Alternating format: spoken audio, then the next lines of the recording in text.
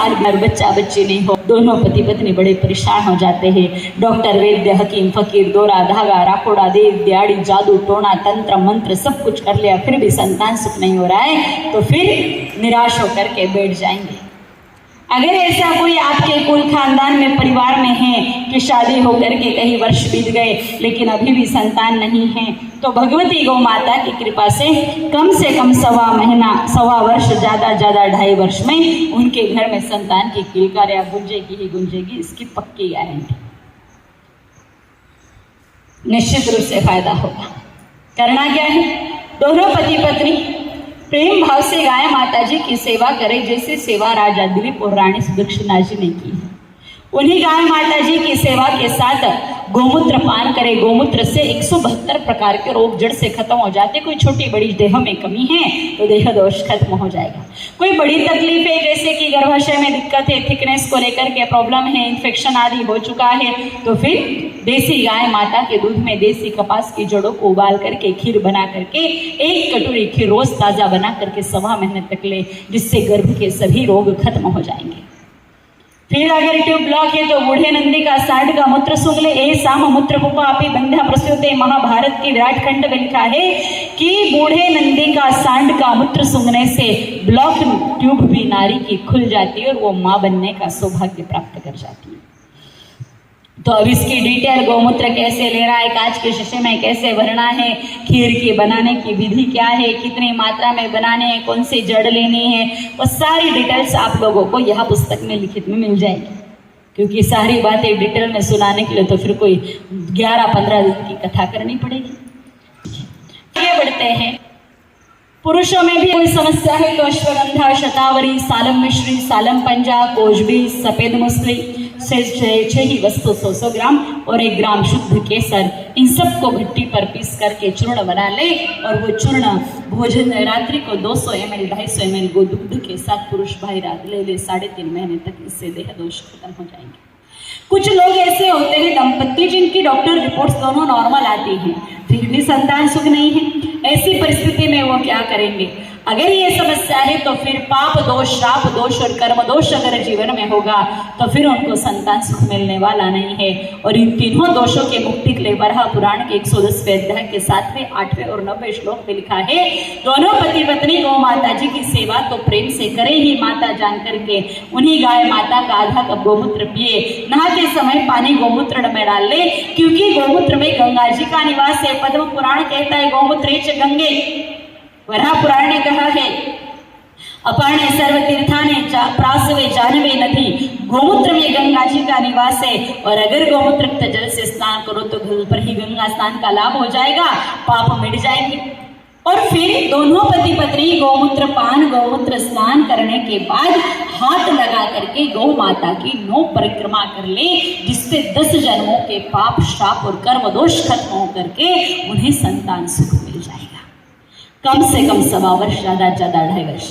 बहुत सारे लोग तो ऐसे भी हैं जिनके विवाह के 18 और 20 वर्ष बाद लड़का लड़की जुड़वा बच्चों का सुख मिला है। करके देख लेना। और याद रखना, आने वाली पीढ़ी फैशन ज़्यादा करती है और फैशन के चक्कर में हिंदुस्तान के घर पर, हिंदुस्तान के धरती पर आने वाले 15 सालों बाद हर तीसरे घर में संतान सुख को लेकर के तड़पना और तरसना पड़ेगा। तो इस विषय को ध्यान में रखना। फिर जैसे कोई नारी गर्भ धारण करती तो वह भगवान से प्रार्थना करती, हे प्रभु मुझे बच्चा अच्छा देना, बुढ़ापे में 4 धाम की यात्रा कराए नहीं कराए, बीमार हो जाओ हॉस्पिटल ले जाए, बूढ़ी औषधि दिला दे, रोज नहीं हफ्ते में 2 बार ही सही प्रेम से बात कर ले, और बेटा श्रवण कुमार जैसा हो कि रावण कुमार जैसा। ये किसके हाथ में है? ऊपर वाले के हाथ में तो नहीं है। अगर ये विषय ऊपर वाले के हाथ में होता तो फिर हर घर में राम जी का जन्म होता, फिर तो रावण का नंबर ही नहीं लगता। ये बात भगवान के हाथ में नहीं है, ये बात सिर्फ आप माताओं के हाथ में है।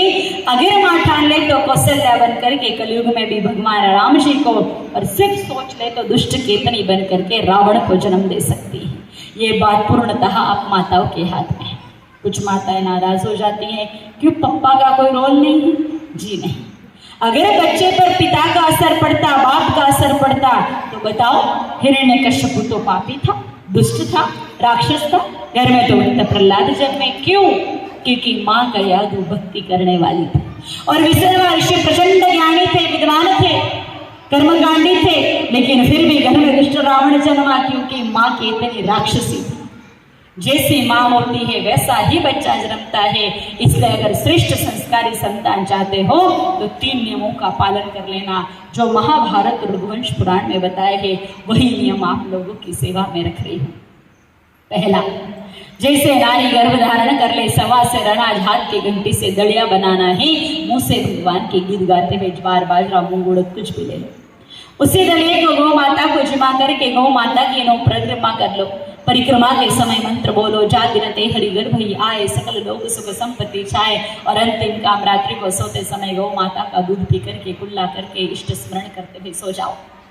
आप कहोगे घट्टी का और बच्चे का क्या संबंध? घट्टी तो आटा बनाने का साधन है, बात बिल्कुल सही है, लेकिन घट्टी आटा बनाने के साथ साथ बढ़िया बेटा बनाना भी जानती है। वो घट्टी जब गोल गोल गोल गोल घूमती तो उस समय श्री हरि नारायण भगवान के सुदर्शन चक्र का रूप धारण करती है, और उस सुदर्शन चक्र में से निकलने वाली सात्विक शक्ति माँ और बच्चे को सात्विक बुद्धि देकर के जाती है। घट्टी का ऊपर का पत्थर जब नीचे के पत्थर पर घूमता है तो उसमें से गरड़ गरड़ की आवाज निर्माण होती है। वो गरड़ गरड़ की आवाज सामान्य आवाज नहीं, ब्रह्मनाद का ब्रह्म स्वर है, जिसे सुनकर के पेट का जो शिव से जुड़ जाता है, और जो बच्चा गर्भावस्था में ही भगवान से जुड़ जाएगा वो बड़ा होकर के सतपथगामी बनकर के माता पिता की सेवा करने वाला बनेगा ही बनेगा। मुँह से नारी भगवान के गीत गाती तो उसका सर भी पेट के बच्चे पर पड़ता है। पहले घर घर में घट्टी थी, माता बहनें खूब आटा बनाती, मुँह से भगवान के गीत गा करके बनाती थी। इसलिए बच्चे ऐसे होते थे, 3-5 साल का बच्चा हो जाए, मंदिर में से भजन कीर्तन की आवाज सुनाई दी या भले ही ढोल बैंड के, बच्चा कोई भी संगीत सुन लेता, लोकगीत सुनता, शादी के गीत भी सुनता, तो भी वो ताली पीट करके राम राम राम राम राम राम करके खुश होता था। अब बताओ, आजकल के बच्चे कोई भी संगीत सुन ले, भजन कीर्तन ढोल बैंड डीजे या कोई गाना वाना, तो ताली पीट करके राम राम करेंगे, फिर क्या करेंगे? नाचेंगे। क्यों?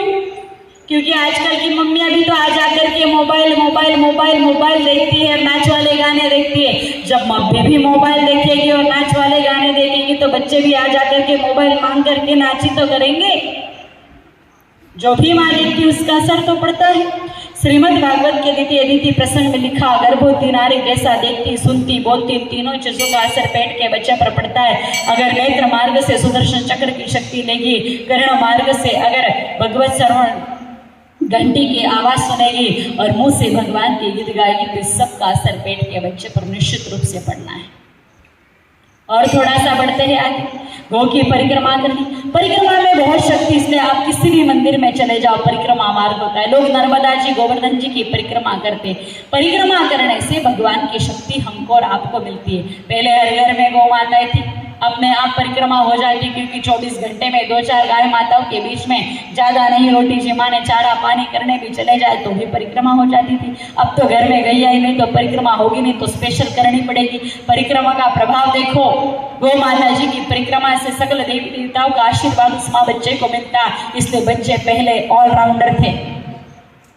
18 साल की उम्र में पहले बच्चे बाप दादा का काम धंधा संभाल लेते थे, घर मकान बनाना भी जानते थे, छोटी बड़ी टूट फूट हो जाए तो भी जानते थे, लोक व्यवहार भी जानते थे, सामाजिक व्यवहार को भी समझते थे। अब आज के बच्चे क्या इतने बहुगुणी हैं? पहले 16 साल की बेटियां अपने से छोटे 4 भाई बहनों को घर में रख लेती, सिलाती खिलाती पिलाती। माँ बाप कहीं बाहर गए, खेत गए हैं, लौट करके उससे पहले वो चूल्हे पर खाना बना के रख देती थी। आज की आपकी 16 साल की बेटियां इतनी होशियार हो तो बताओ। इसलिए कह रही हो, होशियारी बुद्धिमत्ता तेज चाहते हो तो गो दुग्ध गो सेवा और गो परिक्रमा शुरू कर दो। अंतिम काम गाय माता जी का दूध पीना है। आप कहोगे दूध का और बच्चे का क्या संबंध? तो बड़े बुजुर्गों ने कहा, नारी 9 महीने तक जैसा पिएगी दूध, 9 महीने बाद उसके वैसा ही जन्मेगा पुत्र। और मेरी भाषा अगर आपके समझ में नहीं आती तो गाली वाली भाषा में समझाती हूँ, और गाली वाली भाषा तो आपके तुरंत जल्दी समझ में भी आ जाएगी। वैसे मंदिर में बैठे हैं, वो भी अच्छे खासे पूजित सेवित मंदिर में बैठे, गाली तो नहीं बोलनी चाहिए, लेकिन फिर भी मैं बोल के बताऊंगी, क्योंकि है तो वो गाली के रूप में इस्तेमाल होने वाला वाक्य, लेकिन उसका अर्थ ऐसा सुंदर अर्थ है जैसे कोई वेद वाक्य का अर्थ निकला, बड़ा अच्छा अर्थ है।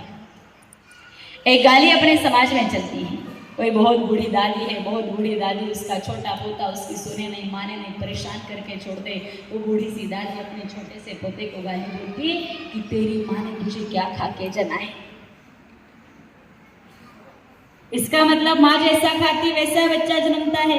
तो हमने भी तो यही कहा, अगर नारी 9 महीने तक गैया मैया का दूध पिएगी तो बंसी वाले कृष्ण कन्हैया जैसा बेटा होगा, और नारी अगर भैंस का दूध पिएगी तो फिर पाड़े जैसा बेटा होगा। और पाड़ा कभी किसी की सुनता नहीं। आप भाइयों को तो बहुत अच्छे से ध्यान होगा, आप माताओं को भी होगा। गाड़ी में बैठ करके जाओ, रास्ते में गाय माता बैल भगवान भैंस पाड़ा जर्सी मिल जाए, आप गाड़ी का हॉर्न बजाओ, हॉर्न की आवाज़ सुनते ही गाय माता बैल भगवान सड़क से नीचे उतर जाते। बोलो भैंस उतरती है, बजाते जाओ उतरेगी। अब आप ही बताओ, जिस भैंस को गाड़ी का हॉर्न सुनाई नहीं देता, ऐसी भैंस का दूध पी पी करके पेट के अंदर बड़े होने वाले बच्चे बुढ़ापे में आपकी सुनेंगे? बुढ़ापे की छोड़ो, अभी घर जाकर के 2 काम बता देना, बेटा देख बारिश कभी भी आ सकती, ऊपर का दरवाजा बंद कर ले और एक पायदान ऊपर सुखा रखा है, लिया तो लल्ला कर देगा।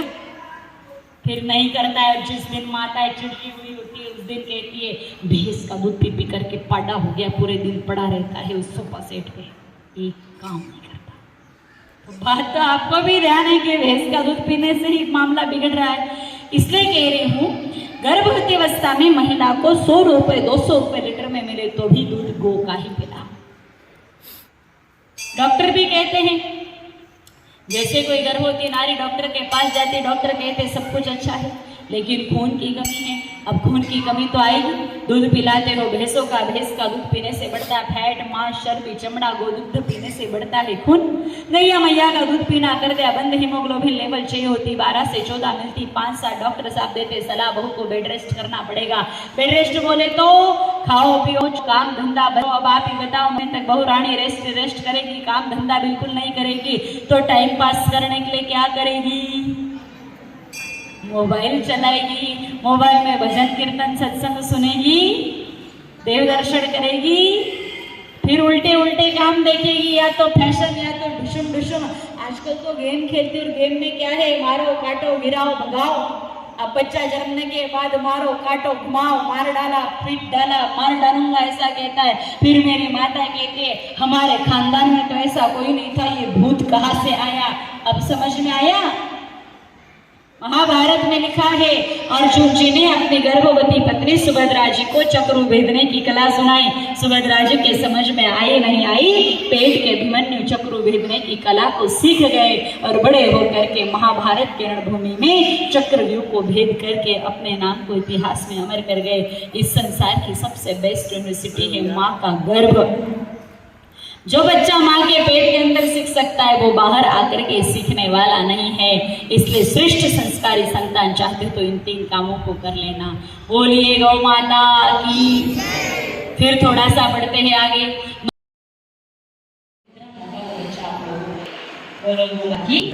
फिर नामकरण संस्कार, यह है तो संस्कार है, बाकी तो बहुत सारे संस्कार। नावण है, नावण के बाद फिर आपका नामकरण है, मुंडन संस्कार है। कुछ आते हैं बीच में, सारी बातों पर चर्चा नहीं हो सकती। कुशाग्र बुद्धि का बच्चा चाहिए तो क्या करोगे, वीर पराक्रमी संतान चाहिए तो क्या करो, चीजें आपको लिखने में मिल जाएगी। अब बात करते हैं नामकरण की। आजकल नाम तो जन्म से पहले रख देते, बेटा हुआ तो प्रिंस और बेटी भी बिल्कुल नहीं, नाम तो नाम निकल के ही होना चाहिए। बच्चा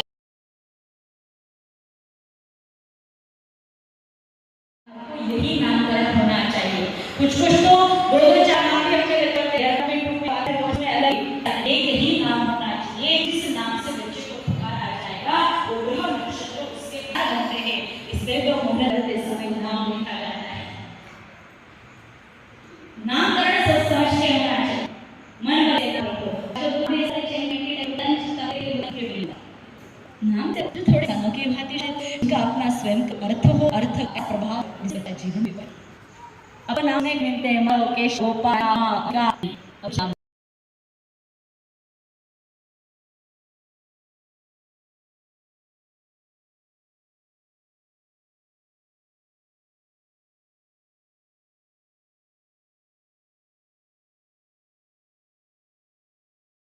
और यथा नाम तथा गुण वाला बच्चा आप लोगों के सामने है।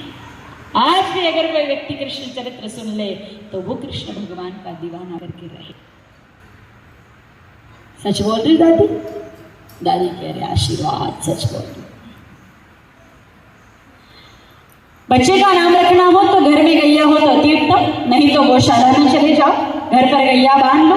गौ माता जी के पास जाने के बाद बच्चे को गोदी में लेकर के 9 परिक्रमा करा लो। फिर बच्चे को गोदी में लेकर के गैया के कान में कहो कि आज से इस पुत्र का, इस पुत्री का नाम ये। सभी देवी देवताओं की उपस्थिति से उस नाम का ऐसा प्रभाव पड़ेगा कि जैसा आपने नाम रखा है वैसा ही बच्चा बन जाएगा। नहीं तो नाम रखोगे खुशी और 24 घंटे मुंह पर गमी। नाम रखेंगे विद्या सागर और पता चला हर एग्जाम में 00। हैप्पी सिंह भी दुखी सिंह दिखे, ऐसे नाम मत रखो। बोलो गौ माता की। आगे बढ़ते हैं, फिर बात करते हैं बच्चों की पढ़ाई और भाइयों की कमाई। पढ़ाई और कमाई ये 2 चीजें ऐसी है जहां पर इंसान में 2 गुणों का होना बहुत जरूरी है। एक तो आलस्य रहित शरीर, दूसरा तेज दिमाग। स्कूल कॉलेज लाख अच्छा है, लेकिन बच्चा अगर आलसी पढ़ाई करेगा नहीं, आगे बढ़ेगा नहीं, मंद बुद्धि का बच्चा पढ़ाई करेगा नहीं, एग्जाम में लिखेगा नहीं तो पास होकर के अगले धोरण में जाएगा नहीं। बाप दादा की बढ़िया जमाई हुई दुकान है, मॉल है, लेकिन बच्चा अगर आलसी है तो क्या प्रोग्रेस करेगा? मंद बुद्धि का क्या तो उस बिजनेस को संभाल पाएगा?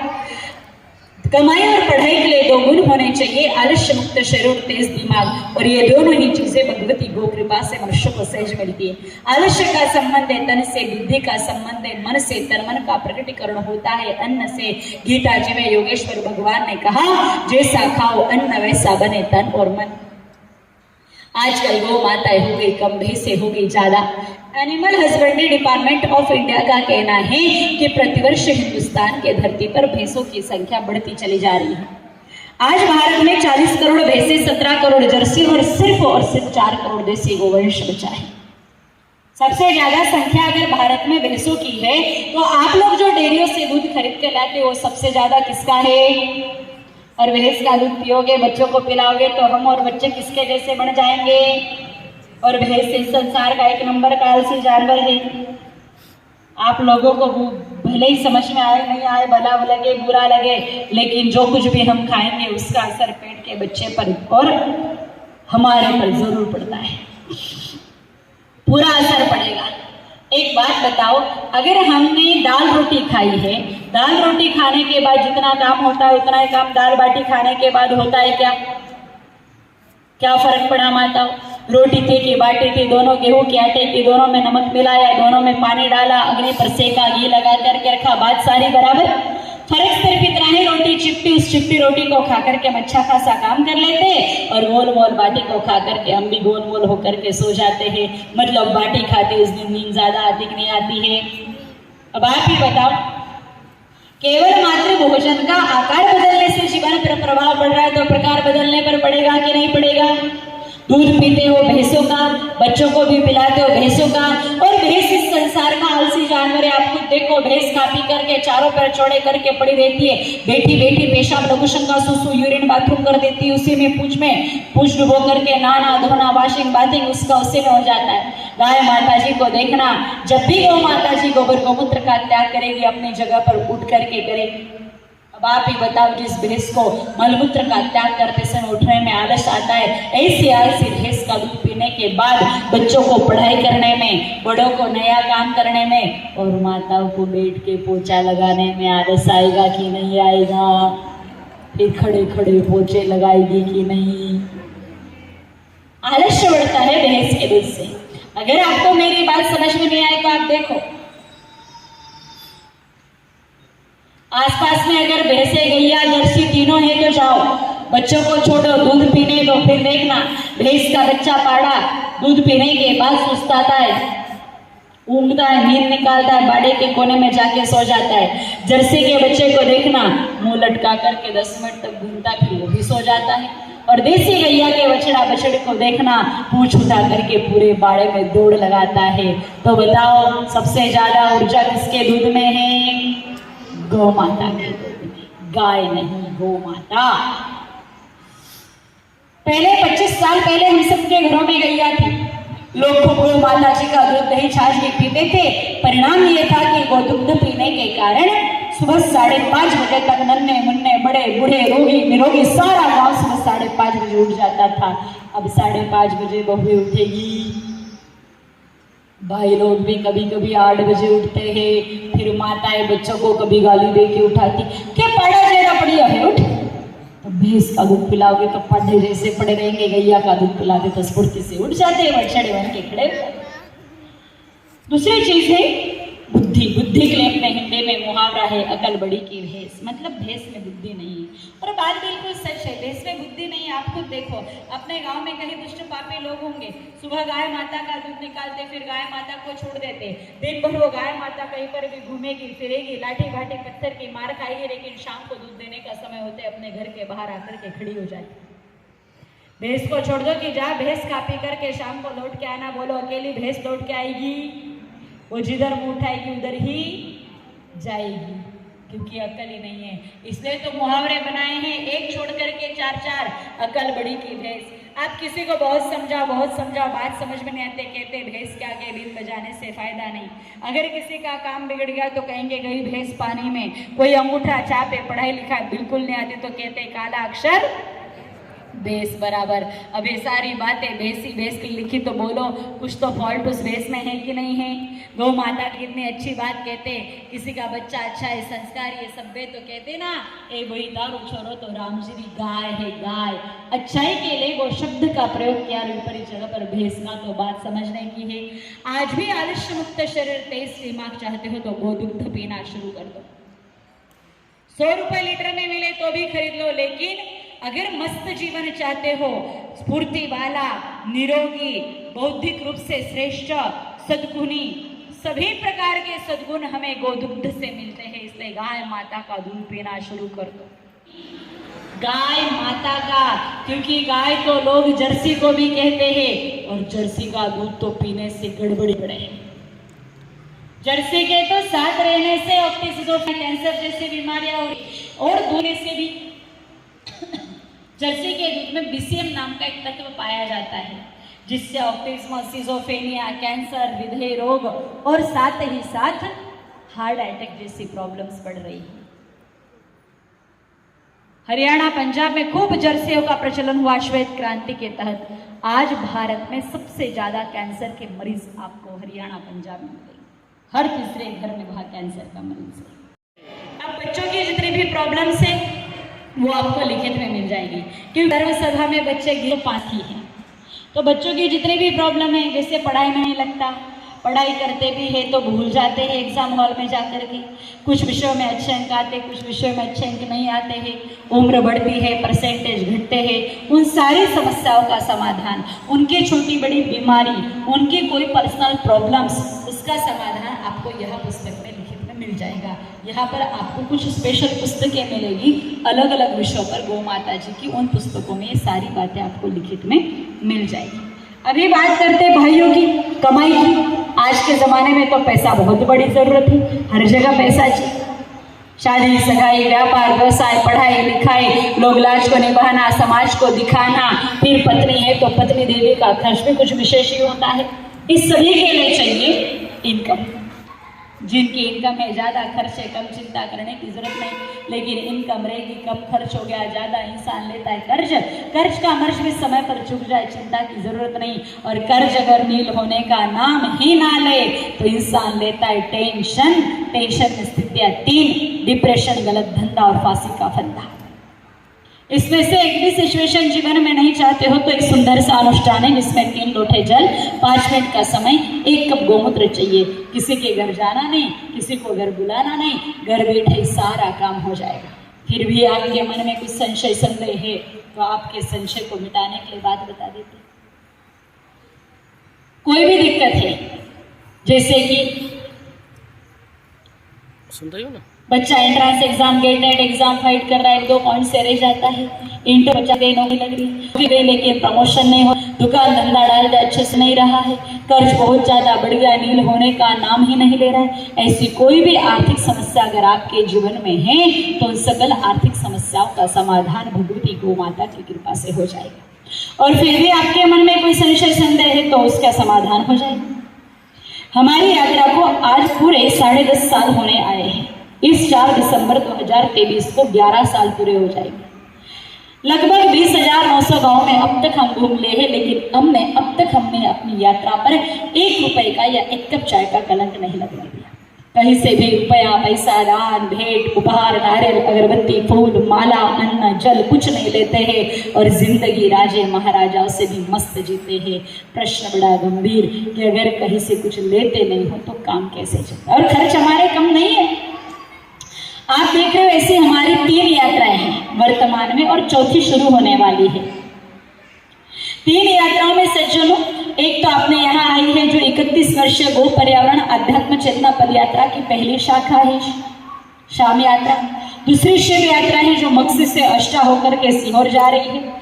तीसरी यात्रा है वाहन की, वो है हरियाणा में। 14 गाड़ियां हैं इन 3 यात्राओं में, ऐसी बड़ी बड़ी। डीजल, पेट्रोल, मेंटेनेंस का खर्च, 25 कर्मचारी जिनका प्रति माह का पगार, खाना, कपड़ा, लत्ता, दवाई गोली का खर्चा और इसके अतिरिक्त 12 गुरु भाई बहनों की टोली। लेते हम कहीं से कुछ नहीं है। जिंदगी राजे महाराजाओं से मस्त जीते। प्रश्न बड़ा गंभीर कि अगर आप कहीं से कुछ लेते नहीं हो तो आपका काम कैसे चल रहा है? भगवती गौ माता जी की कृपा से जो अनुष्ठान हम आपको बता रहे हैं, वही अनुष्ठान इस यात्रा के करता धरता मेरे पूज्य गुरुदेव भगवान करते हैं। और वो भी सिर्फ और सिर्फ अनुष्ठान का प्रभाव देखिए। 20 मिनट हमारे पारंपरिक व्यवसाय को देखते हैं। जैसे गोरा कुम्हार ने मटकियां बना करके अपना धर्म कर्म किया, तुकाराम जी ने खेती बना करके किया, रविदास जी ने जूते सिल करके किया, वैसे हमारा जो पारंपरिक व्यवसाय है इसको मेरे गुरुदेव देखते सिर्फ 20 मिनट। पर 20 मिनट में इतना पैसा आ जाता है कि हमारी तीनों यात्रा अच्छे से चल रही है। अगर हमारा काम अच्छे से चल रहा है तो बोलो आपका चलेगा कि नहीं चलेगा? चलेगा। करना क्या है, ध्यान से सुन लो। रोज सुबह जल्दी उठ करके 1 कप गौमूत्र में से थोड़ा सा नहाते समय पानी में डाल करके गौमूत्र से जल से स्नान करें, जिसका कारण मैंने पूर्व में बता दिया। दूसरा, गौमूत्र पान कर ले, रोग मुक्त और पाप मुक्त रहेगा तो पापों के कारण अटकने वाले काम सुधर जाएंगे और रोग मुक्त रहने से निरोगी काया के साथ आप कंटिन्यू काम करके प्रोग्रेस कर जाओगे। फिर 3 लोटे जल ले ले, उसमें से पहला लोटा जल उगते हुए सूर्य भगवान को चढ़ाना है। सूर्य भगवान को जल चढ़ाते समय मंत्र बोले, आदि देव नमस्तुभ्यं प्रसिद्ध मम भास्कर दिवाकराय नमस्तुभ्यं प्रभाकराय नमस्तुते। सूर्य भगवान को जल चढ़ाने से याददाश्त शक्ति बढ़ती है धर्मिष्ठ किरण के कारण। फिर भोलेनाथ के मंदिर में जाकर के ओम नमः शिवाय मंत्र का जाप कर लो। भोलेनाथ पर जल चढ़ाते समय उनके शरीर पर जितने नाग देवता उनका स्मरण करो, क्योंकि कली काल में सबसे ज्यादा धनी नागकुल के नाग देवता है। एक बार वो प्रसन्न हो जाए तो जीवन में धन की कमी आएगी नहीं। इसलिए कहो भोलेनाथ को कि हे भोलेनाथ, ये सकल नाग देवता हमारे अनुकूल हो जाए, ऐसी कृपा करना। तीसरी बार लोटे में पानी लेकर के वो लोटा लेकर के आप अपनी गैया मैया के पास चले जाओ। जिस स्थान पर आप अपनी गाय माता को बांधो वहां पर आपको गाय माता जी के खुर का चिन्ह मिट्टी में बना हुआ दिखाई देगा। उस खुर चिन्ह के पास जाकर के उल्टे हाथ में लोटा पकड़ो, सीधे हाथ को पितृ तर्पण के लिए ऐसे कर लो। उल्टे हाथ से सीधे हाथ के हथेली पर पानी डालना है जो अंगूठे की तरफ से गौ माता जी के खुर के चिन्ह में गिरे और इस तरीके से जल सींचते समय कहो, यह संपूर्ण जल में मेरे पितृ देवताओं को समर्पित कर रहा हूँ। तीनों लोटे जल चढ़ाने के बाद गौ माता जी की 9 परिक्रमा कर लो। परिक्रमा के बाद 1 खुर में 2 नाग देवता, 4 खुरों में 8 नाग देवता और पूंछ में 1, ऐसे 4 खुरों में 8 और पूंछ में 1, कुल 9 नाग देवताओं का स्मरण करते हुए एक नाग मंत्र बोलना है जो मैं बोल के बता रही हूँ। अनंतम वासुकी शेषम पद्मनाभम च कम्बलम शंखपालम धित्राष्ट्रम तक्षकम कालियम कथा। मंत्र सिर्फ 9 बार बोलना है, गलती से भी 10, 15, 25, 30 बार नहीं। 9 ज्यादा बोल जाओ तो 9 दूने 18, बाकी 9 की गिनती में इसको बोलना है, कम ज्यादा नहीं। प्रणाम कर लो। जो भी भाई इस अनुष्ठान को करेगा, 1.25 महीने तक भले विशेष परिवर्तन नजर नहीं आएगा, लेकिन 1.25 महीना बीतते इधर उधर दिया रुका अटका पैसा लौट करके आता दिखाई देगा। 3.5 महीने में आर्थिक उन्नति, तरक्की, प्रोग्रेस होने लग जाएगी। 1.25 साल में कर्ज मुक्ति जैसी स्थिति आप लोगों के जीवन में आनी शुरू हो जाएगी। कर्ज नील होने का काम शुरू कर दोगे और 3.5 साल अगर कर लेते हो तो कर्ज लाखों करोड़ों अरबों खरबों का होगा तो भी खत्म हो जाएगा। किसी के सामने झोली फैलाने की जरूरत आप लोगों को नहीं पड़ेगी। करके देखना। बच्चों की शादी, सगाई, पढ़ाई लिखाई, व्यापार, व्यवसाय सब कुछ करते रहेगी। एक दुकान से 4 शोरूम और 10 बीघा से 100 बीघा जमीन जितनी उन्नति होगी। सीधा और स्पष्ट भाषा में कह 3.5 महीने तक करके देख लो। 3.5 महीने में अगर आप लोगों को फायदा नजर आए तो जब तक पैसा चेत अनुष्ठान करते रहिएगा। 3.5 महीने करने के बाद अगर कोई परिवर्तन आपको नजर नहीं आए तो फिर हमको रोकने टोकने आ जाना। आज से 3.5 महीने बाद में आपको भिंड जिले में मिलूंगी। डिटेल एड्रेस के लिए यहाँ पर पुस्तकें मिलेगी, उसमें संपर्क सूत्र, व्हाट्सएप नंबर, फेसबुक आईडी है, उसके माध्यम से करंट लोकेशन तक पहुंच जाना। अगर मेरी बात झूठी फर्जी निकली तो उसी दिन अपनी यात्रा को बंद करके वापस आश्रम चली जाऊंगी। आगे भारत का सफर नहीं करेंगे, पक्का करके देखना। बस इसकी शर्त है 4 छोटी छोटी प्यारी प्यारी।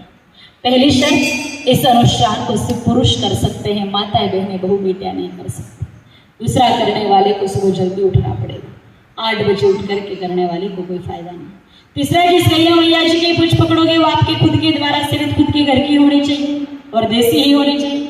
अड़ोसी पड़ोसी की गाय माता काम आने वाली नहीं, जर्सी हॉलिस्टन रेडियन फ्रिजन भी काम आने वाली नहीं, गाय माता जी का पुतला फोटो भी काम आने वाला नहीं। ओरिजिनल गाय माता होनी चाहिए, नहीं है तो लेकर के आ जाओ, कोई बड़ी बात नहीं है। कुछ लोग कहते दीदी शहर में तो गाय माता कैसे रहेंगे, अब तो हमने पक्का मकान बना लिया है तो क्या दिक्कत है, पार्किंग एरिया में सेवा हो सकती है, नीचे का एक कमरा है तो उसकी फर्श निकालो या कार्पेट में मीटिंग बिछा करके भी वो सेवा हो सकती है। Everything is possible in the world, असंभव कुछ भी नहीं है। बेंगलोर जैसी मेगा सिटी में लोग अपने बंगले के 4थे फ्लोर पर 3-3, 4-4 गाय माता बांध के फ्लोर पर वो भी 4थी मंजिल पर सेवा कर सकते हैं, तो आप क्यों नहीं कर सकते? हिंदुस्तान की बात छोड़ो, गुजरात में जब यात्रा थी तो बारडोली में एक सज्जन मिले, वो कनाडा रहते हैं और कनाडा में हिंदुस्तान से 6 गौ माता एक नंदी बाबा लेकर के गए हैं और 7 गोवंश की सेवा वो कनाडा कर रहे हैं। क्या संभव है? तो आंगन में गैया बांध लो, नहीं है तो आपका किराए का मकान है, सरकारी कर्मचारी हो, हर 3-5 साल में बदली होती रहती है, ट्रांसफर होता है, तो किसी गौशाला में गौ माता की गोद चले जाओ। साल भर उस गाय माता जी की सेवा का जो भी राशि पैसा ग्वाल पेमेंट होता है वो दे दो। संडे त्योहार के दिन 4-4 घंटे गौ माता को सहलाओ नहलाओ धुलाओ, वहाँ की व्यवस्था संभालो, नित्य प्रतिदिन में पास में हो तो ठीक, नहीं तो अड़ोसी पड़ोसी गैया जी की कुछ पकड़ के मंत्र बोल लो, पर सेवा के बिना लाभ तो होने वाला नहीं।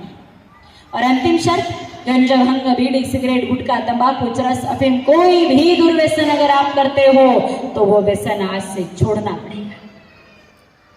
छोड़ दोगे? है नहीं? अच्छी बात है, और है तो छोड़ दो, क्योंकि पुरुषों के लिए तो कुछ भी छोड़ना कोई बड़ी बात नहीं, वीर होते हैं ना वो, और वीरों के लिए बीड़ी सिगरेट गुटखा तंबाकू दारू छोड़ना कौन बड़ी बात है। और शायद मैं कायर लोगों के बीच में तो आज बैठी नहीं हूँ, तो जो लेते हैं वो अपने वीरता को आज अंदर से बढ़िया पुकार लेना, मैं वीर हूँ, साहसी हूँ, पराक्रमी हूँ, इसलिए आज से टुचुक टुचुक पुचुक पुचुक छोड़ रहा हूँ। जब भी मैं ये बात करती हूँ ना माताओं, ये ऐसे ही साइलेंट मोड पर होते हैं, ऐसे ही होते हैं। मतलब ये विषय आते ही इतने साइलेंट हो जाते हैं, कुछ तो इसलिए साइलेंट हो जाते हैं कि मैं नहीं खाता हूँ ये दीदी को पता चलना चाहिए, और कुछ इसलिए साइलेंट हो जाते हैं कि कुछ सुनो, इसलिए मैं दोष का भागी हुई नहीं, सुनने के बाद दोष लगता है ना, मैंने तो सुना ही नहीं कि काम गलत है कि पाप का है कि भला है, इसलिए हम निर्दोष अज्ञानी अपन खाते ही नहीं है। कुछ लोग ऐसे होशियार होते हैं तथा संघ में जाकर के भी कुछ ऐसे डायलॉग समझ के आते, आपातकाले मर्यादा नास्ति, सुनने वाले को दोष होता है, अज्ञानी को दोष नहीं होता, ये सारी चीजें वो कथा से सीख के आते हैं। पर कमजोर लोग इसको अपने डायलॉग बना करके जिंदगी को और गर्त में ले जाते हैं। हालांकि यहाँ पर ऐसे कमजोर लोग नहीं बैठे हैं, यहाँ तो सभी वीर शिव बैठे हैं। देखो फिर भी गर्दनें लाने के लिए इतना मजबूत, अब यहाँ इतनी मजबूती रख रही, छोड़ने में मजबूती लगा दे तो क्या नहीं छूटेगा। चलो विषय को आगे बढ़ाते हैं। ये तो बात हो गई भाइयों की, ऐसी बहुत सारी समस्या, हालांकि पैसा आता है टिकता है, या तो फिर गोबर गोमूत्र से खेती, बचत का पैसा टिकाना है, बहुत सारी बातें वो लिखित में आपको मिल जाएगी, घंटे भर में सारी बातों को करना संभव नहीं है। अब अपन अंतिम बात करते हैं, बच्चों की पढ़ाई तो बात हो गई, लेकिन सगाई और शादी। सगाई में बेटियों की अगर माता पिता को बहुत चिंता होती है, अच्छा घर मिले, अच्छा पति मिले। बेटियां खुद भी आजकल समझदार होने के बाद शादी करती तो वो भी प्रार्थना करती है, प्रभु मुझे पति अच्छा देना, गंज भंग बीड़ी सिगरेट गुटखा तंबाकू खावे ऐसा मत दो। और बेटा पति कैसा चाहिए? अगर श्रेष्ठ सुशील लड़का, निर्व्यसनी, समाज में इज्जत हो, ऐसा बढ़िया लड़का अगर बेटी को पति रूप में चाहिए तो उसके लिए 9 सोमवार का अनुष्ठान है, जो अनुष्ठान माँ सीता जी और माँ रुक्मिणी जी दोनों देवियों ने करके विपरीत परिस्थिति में भी भगवान रामकृष्ण जैसे पतियों को प्राप्त किया। थे तो दोनों लक्ष्मी जी का अवतार, लेकिन विवाह में दिक्कतें थी। माँ सीता जी के स्वयंवर में दुष्ट पापी उस बड़े विशाल धनुष को उठाने के लिए आ बैठे थे और केवल नन्हे से 12.5 वर्ष की उम्र में कृष्ण भगवान राम जी ने उसको उठाया तो वो उस माँ सीता जी के अनुष्ठान का जगदम्बा का प्रभाव था। वही अनुष्ठान आपके लिए बता रहे हैं। सुग्रीव में रुक्मिणी मैया जी की तो सगाई शिशुपाल के साथ तय हो गई थी, फिर भी उनको श्रेष्ठ पति की प्राप्ति हुई। तो दोनों देवियों ने अनुष्ठान किया, वही आपको बता रहे हैं। 9 सोमवार का अनुष्ठान है, जिसमें सोमवार के दिन बिटिया रानी को सुबह जल्दी उठना है, गोमूत्र मिले हुए जल से स्नान करना है। गोमूत्र में गंगा जी का निवास है, पाप मुक्त होकर के आप अगर अनुष्ठान करोगे तो सफलता मिलेगी। फिर वैसे गाय माता जी के गोबर के कंडे की राख से तांबे के लोटे को बिटिया रानी खुद अपने हाथों से अच्छे से साफ करे। उसमें शुद्ध गाय माता जी का गुड़ 2 गुड़ दूध मिला दे, कच्चा बाकी पानी मिला दे, ओम नमः शिवाय मंत्र का जाप करते हुए भोलेनाथ के मंदिर में जाकर के जल चढ़ा दे। शिव जी पर जल चढ़ाने के बाद अर्ध परिक्रमा कर मां पार्वती भोलेनाथ को उत्तम पति की प्रार्थना करे। घर जाकर के घर की गौ माता की 9 परिक्रमा करनी है, और नहीं हो तो गौशाला में परिक्रमा के समय मंत्र बोले, जय जय गिरिवर राज किशोरी, जय महेश मुख चंद चकोरी, जय गज बदन षडानन माता, जगत जननी दामुदती गाता। और ये बोल करके गौ माता के चरणों में प्रणाम कर ले। जो भी बेटी इस अनुष्ठान को करेगी उसको सोमवार के दिन उपवास करना है। उपवास में सिर्फ 3 चीजें लेनी है। भीतर के शुद्ध के लिए गुड़ और गौमूत्र, दिन में देसी गाय माता के दूध से बना दही छाछ, और रात्रि को सोते समय गोदुग्ध। इन 3 चीजों के अलावा पानी भी मुंह के अंदर नहीं डालना है। फल फ्रूट चिप्स को भूल ही जाना। सुबह गौमूत्र, दिन में दही छाछ और रात्रि को शुद्ध दूध, न शक्कर न मसाला, बाकी फल फ्रूट तो बोल ही जाना। जो भी बेटी सिर्फ इन 3 चीजों पर रह करके 9 सोमवार का अनुष्ठान करेगी, 11 सोमवार पूर्ण होने से पहले 77 दिन बीतने से पहले उस बेटी के लिए उत्तम कुल खानदान से बढ़िया लड़के का रिश्ता आएगा, और सही समय पर उसकी शादी सगाई विवाह लग्न तय हो जाएगा। गारंटी करके देख लो। बेटी घर की लौटा घर का, शिव जी गाँव के मार्केट जाना नहीं, 2 रुपए की चीज लानी नहीं, घर बेटी काम हो जाएगा। लड़कों की भी चिंता हो तो उसका भी उपाय है। हालांकि यहाँ कुंवारे बेटे तो बैठे नहीं, तो जिनको जो है ही नहीं उनकी बात क्या करनी। आपको इच्छा है कि हमारे घर में अच्छी बहू आई जो बेटे की भी इज्जत करे और आप बूढ़े सास ससुर की भी भाव से सेवा कर ले, तो फिर शास्त्र यहाँ पुस्तकों में लिखित में मिल जाएगी। ब्रह्म पुराण की बात है। बेटों को भूखा नहीं रहना, 10 मिनट का काम कर लेंगे, समझाओगी। बोलो गौ माता की। और आगे बढ़ते हैं और अंतिम चर्चा के साथ कथा को विराम की ओर ले जाते हैं। अंतिम चर्चा ये